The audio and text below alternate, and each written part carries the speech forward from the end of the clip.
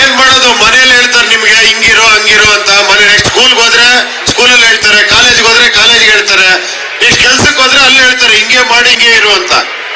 ಅದನ್ನ ಕೇಳಿಸ್ಕೊಂಡು ನಾವು ಹಂಗೆ ಇರ್ತೀವಿ. ಇರಬಾರ್ದು ಅಂತ ಹೇಳ್ತಿಲ್ಲ, ಒಳ್ಳೆ ವಿಷಯದಲ್ಲಿ ಇರಬೇಕು. ಬಟ್ ನಿಮ್ಮೊಳಗೊಬ್ಬ ಇದ್ದಾನೆ, ಅವನ ಜೊತೆ ಜಾಸ್ತಿ ಮಾತಾಡಿ. ಆ ನಿಮ್ಮೊಳಗೆ ಆಗೋ ಘರ್ಷಣೆ ಇದೆಯಲ್ಲ, ಅದ್ರೊಳಗೆ ಒಂದು ಆನ್ಸರ್ ಸಿಗತ್ತಲ್ಲ, ಅದು ಅದ್ಭುತವಾದ್ದು. ಅದನ್ನ ನೀವು ಫಾಲೋ ಮಾಡ್ಬಿಟ್ರೆ ನಿಮಗಿಂತ ಸುಖಿ ಯಾರು ಇಲ್ಲ ಈ ಪ್ರಪಂಚದಲ್ಲಿ.